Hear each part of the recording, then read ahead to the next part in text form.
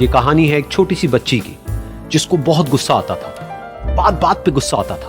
और जब उसको गुस्सा आता था तो वो ये नहीं देखती थी कि उसके सामने कौन है, और जो उसके मन में आता था वो सब बोल देती थी। कई कई बार तो वो कुछ चीजें उठाती और जमीन पे फेंकती और तोड़ देती। तो उसके माँ बाप बहुत परेशान हो गए, उनको समझ नहीं आ रहा था कि वो क्या करें। उन्होंने बहुत कोशिश करी उस बच्ची को समझाने की अलग अलग तरीके से, लेकिन वो बच्ची समझ ही नहीं रही थी। फिर एक दिन उसकी माँ ने उसकी ट्यूशन टीचर से बात करी, क्योंकि ट्यूशन टीचर ही एक ऐसी थी जिसकी कि वो बात सुनती थी। तो उसकी टीचर ने उसकी माँ की सारी बातों को सुना और उनको बोला कि आप चिंता मत करो, आने वाले कुछ दिनों के अंदर अंदर ही इस बच्ची का गुस्सा पूरी तरीके से खत्म हो जाएगा। उसकी माँ को समझ नहीं आया, लेकिन फिर भी उन्होंने कहा कि कोशिश करने में क्या जाता है। फिर उस दिन रोज की तरह जब वो टीचर आई और वो क्लास शुरू होने वाली थी, तो उसकी टीचर ने उस बच्ची से कहा कि आज हम पढ़ाई नहीं करेंगे, आज हम एक गेम खेलेंगे। तो बच्ची ये सुन करके बहुत खुश हो गई। फिर टीचर उस बच्ची के साथ में उस घर के पीछे एक दीवार के पास में जाकर के खड़ी हो गई, और उस टीचर ने उस बच्ची को कहा कि गेम ये है कि अब जब भी तुम्हें गुस्सा आए, तुम्हें कील लेनी है और यहाँ पर आकर के इस दीवार में गाड़ देनी है, थोड़ी सी, जितनी हो सके। फिर उस बच्ची ने टीचर से पूछा, लेकिन इससे क्या होगा? तो टीचर ने कहा कि जब ये गेम खत्म हो जाएगी तो तुम्हें एंड में एक प्राइज मिलेगा। फिर उस बच्ची ने बिल्कुल वैसा ही किया जैसा कि उस टीचर ने कहा था, यानी कि अब उसको जब भी गुस्सा आता तो वो जाती और जा करके एक कील उस दीवार में गाड़ देती। तो जैसा कि उस लड़की को बहुत गुस्सा आता था, तो पहले ही दिन वहां पर 10 से ज्यादा कीलें गड़ गई। लेकिन उन कीलों को गाड़ने के लिए उसको बार बार पीछे जाना पड़ता और जा करके उस कील को गाड़ना पड़ता। तो उसके दिमाग में आया कि जितनी मेहनत मैं लगाती हूँ उस कील को गाड़ने में, उससे कम मेहनत में मैं अपने गुस्से को कंट्रोल कर सकती हूँ। अगले दिन 8 कीलें गड़ी, उसके अगले दिन 6, फिर 4, फिर 3, फिर 2, फिर 1। फिर एक ऐसा भी दिन आया जब एक भी बार उसको गुस्सा नहीं आया और एक भी कील उस दीवार में नहीं गड़ी, और वो बच्ची बहुत खुश हो गई। खुशी खुशी वो अपनी टीचर के पास में गई और जाकर के उनको बताया कि देखो मैम, आज मैंने एक भी कील उस दीवार में नहीं गाड़ी है, क्योंकि मेरे को एक बार भी गुस्सा नहीं आया है। तो मैम ने उसको थोड़ी सी शाबाशी दी और मैम उसके साथ में उस दीवार के सामने जाकर के खड़ी हो गई। अब मैम ने उस बच्ची को कहा कि गेम अभी खत्म नहीं हुई है, अब तुम्हें क्या करना है कि जिस भी दिन तुमको बिल्कुल भी गुस्सा नहीं आता है, उस दिन के एंड में तुम एक कील को इस दीवार से निकाल दोगी। तो बच्ची ने वैसा ही किया, लेकिन क्योंकि कीलें बहुत ज्यादा थी तो 1 महीने से भी ज्यादा टाइम लग गया उन सारी कीलों को बाहर निकलने में। लेकिन एक दिन ऐसा भी आया जब सारी कीलें उस दीवार से बाहर निकल गई। फिर वो बच्ची बहुत ही खुश होकर के अपनी टीचर के पास में गई और जाकर के बोला कि अब उस दीवार में एक भी कील नहीं है। तो उसकी टीचर उस बच्ची के साथ में उस दीवार के सामने जाकर के खड़ी हुई, उसने देखा कि एक भी कील नहीं है दीवार में। फिर उसको उसकी एक फेवरेट चॉकलेट गिफ्ट करी और बोला कि तुम इस प्राइज को जीत गई हो। बच्ची बहुत ही खुश हो गई। फिर टीचर ने उस बच्ची से पूछा कि क्या तुमको इस दीवार में कुछ नजर आ रहा है? तो बच्ची ने कहा, नहीं मैम, इसमें तो कुछ भी नहीं है, सारी कीलें निकल चुकी हैं। तो उस टीचर ने कहा, एक बार ध्यान से देखो, शायद कुछ नजर आए। तो उस बच्ची ने दोबारा देखा और कहा, वो जो कीलें मैंने गाड़ी थी उसके कुछ निशान मुझे नजर आ रहे हैं दीवार में। जब बच्ची ने ये देख लिया, फिर उसकी मैम ने उस बच्ची को कहा, जैसे तुमने इस दीवार में कील गाड़ी और अब तुम उस कील को तो निकाल सकती हो लेकिन उसके निशान को नहीं मिटा सकती, ठीक इसी तरह से होता है जब तुम गुस्सा करती हो। जब तुम गुस्सा करती हो अपने माँ बाप पे या किसी पे भी, तो उनके दिल पर चोट लगती है, उनको दर्द होता है और वहां पर एक निशान रह जाता है। उस निशान को तुम चाह करके भी हटा नहीं सकती, फिर चाहे तुम उनसे जितना मर्जी माफी मांग लो। ये सुनकर बच्ची को अपनी गलती का एहसास हुआ और वो रोने लगी, और वो भागती हुई गई और अपनी माँ के पास में जाकर के उनसे गले लग गई और अपनी माँ को बोली कि मम्मा, मैं आज के बाद कभी गुस्सा नहीं करूंगी, मुझे समझ आ गया मैंने क्या गलती करी। और उस दिन के बाद उस बच्ची ने कभी गुस्सा नहीं किया।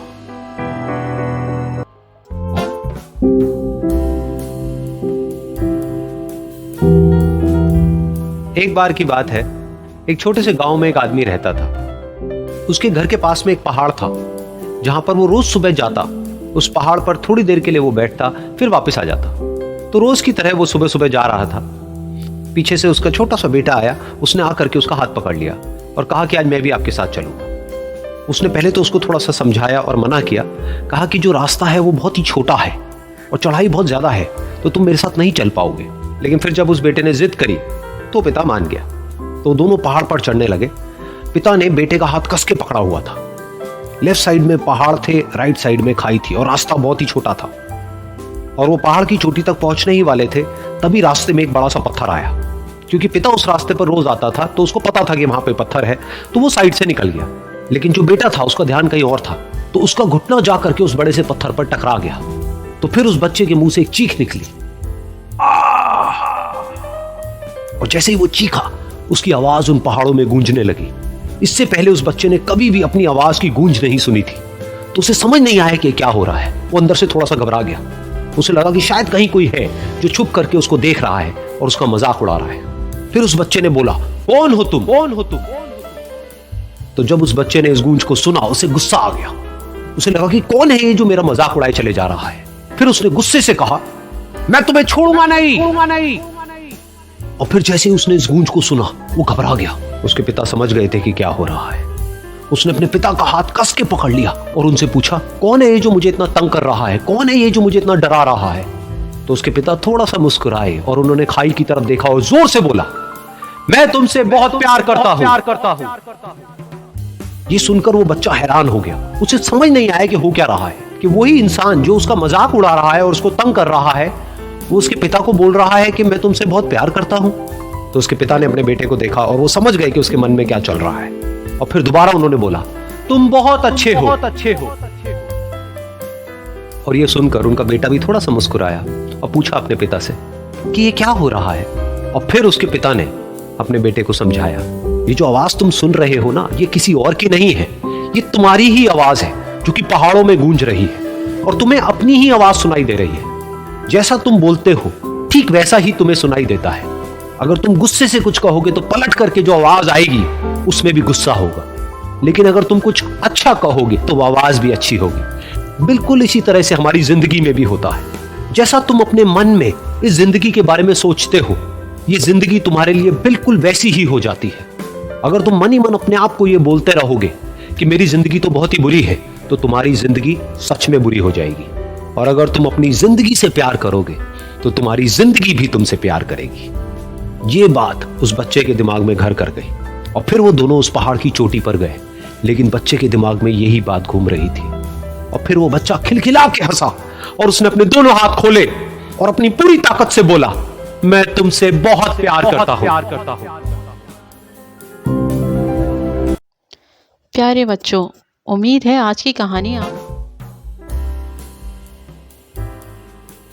ये कहानी है एक बाप बेटे की जो स्कूटर पर कहीं पर जा रहे होते हैं। तभी जो बाप होता है उसकी नजर पड़ती है रोड के साइड में कुछ लड़कों के ऊपर जो कि कीचड़ में कुछ ढूंढ रहे होते हैं। तो अपना स्कूटर वहां पर रोकते हैं और जाकर के उनसे पूछते हैं कि बेटे क्या ढूंढ रहे हो यहाँ पर? तो उनमें से एक बोलता है कि आपको दिख नहीं रहा है कि ये सामने सोने का फल है, हम उसको पाने की कोशिश कर रहे हैं। उसकी ये बात सुनते ही पिता का ध्यान जाता है उस सोने की फल की तरफ जो चमक रहा होता है। फिर उनके माइंड में कुछ इमेजिनेशंस बनने लग जाती हैं कि काश ये जो फल है ये मेरे बेटे के पास में आ जाए तो ना सिर्फ उसकी बल्कि मेरी भी जिंदगी बदल जाएगी। तो बिना सोचे समझे अपने बेटे को धक्का मार देते हैं उस कीचड़ में और बोलते हैं कि तुझे किसी भी कीमत पर वो फल लेकर के आना है। लेकिन बेटे को वो फल नहीं चाहिए होता है, उसके अपने कुछ और ही सपने होते हैं। वो बहुत कोशिश करता है अपने पिता को ये समझाने की कि मेरी खुशी इस फल में नहीं है, मेरी खुशी कहीं और है, मेरे सपने कुछ और है। लेकिन उसके पिता उसकी एक नहीं सुनते हैं। वो उसको धक्का मारते हैं उस कीचड़ में और बोलते हैं कि मैं तुझसे पूछ नहीं रहा हूं, तुझे बता रहा हूं कि तुझे वो लेकर के आना है। तो वो बेटा भी अपने बाप के सपने को सच करने के लिए अपनी पूरी जान लगा देता है और पूरी कोशिश करता है कि किसी तरीके से उस सोने का फल उसके हाथ में आ जाए। लेकिन जैसे जैसे वो हाथ पैर मारता है उस फल को पकड़ने के लिए, वो और नीचे धंसने लग जाता है और फिर जाकर के उसको समझ आता है कि ये कीचड़ नहीं है, ये दलदल है। वो चीखता है, चिल्लाता है, अपने पिता को आवाज लगाता है, लेकिन उसके पिता उसकी एक नहीं सुनते। बोलते हैं कि बहाने मत बना, और भी लोग हैं वहां पर जो कर रहे हैं, तो जब वो कर सकते हैं तो तू क्यों नहीं कर सकता। तो एक बार वो फिर से कोशिश करता है और अपनी पूरी जान लगा देता है, लेकिन उसके बाद भी उसके हाथ में कुछ नहीं आता है और वो धीरे धीरे नीचे धंसता चला जाता है और मर जाता है। तब जाकर के उसके पिता को एहसास होता है कि उससे कितनी बड़ी गलती हो गई। वो वहीं बैठ करके रो रहा होता है, चीख रहा होता है, चिल्ला रहा होता है। तभी वहां पर एक साधु आता है और वो साधु उस आदमी से पूछता है कि तुम क्यों रो रहे हो। फिर वो आदमी उस सोने के फल की तरफ इशारा करते हुए उस साधु को अपनी पूरी बात बताता है और बोलता है कि इसमें मेरी क्या गलती है, मैंने तो जो कुछ भी किया अपने बेटे की खुशी के लिए किया। तो वो साधु उस फल को ध्यान से देखता है और उस आदमी को कहता है, जिस सोने के फल की वजह से तुमने अपने बेटे को गवा दिया, कम से कम एक बार ध्यान से उसकी तरफ देखा तो होता कि वहां पर कोई फल है भी या नहीं। ये सुन करके उस आदमी को गुस्सा आया और उसने कहा कि सामने तो दिख रहा है फल, आपको नहीं दिख रहा क्या। तब वो साधु उस कीचड़ के ऊपर एक पेड़ होता है जिसकी तरफ इशारा करते हैं और बोलते हैं कि वो जिसे तुम देख रहे हो वो उस फल की परछाई है, असली फल वहां पर उस पेड़ के ऊपर है।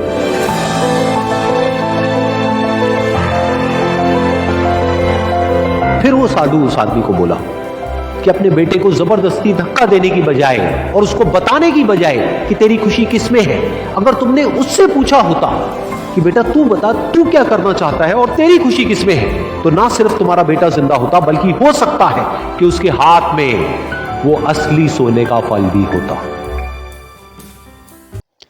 प्यारे बच्चों, उम्मीद है आज की कहानी आप सबको बेहद पसंद आई होगी। हमारे साथ जुड़े रहने का शुक्रिया। मिलते हैं अब एक नई कहानी के साथ।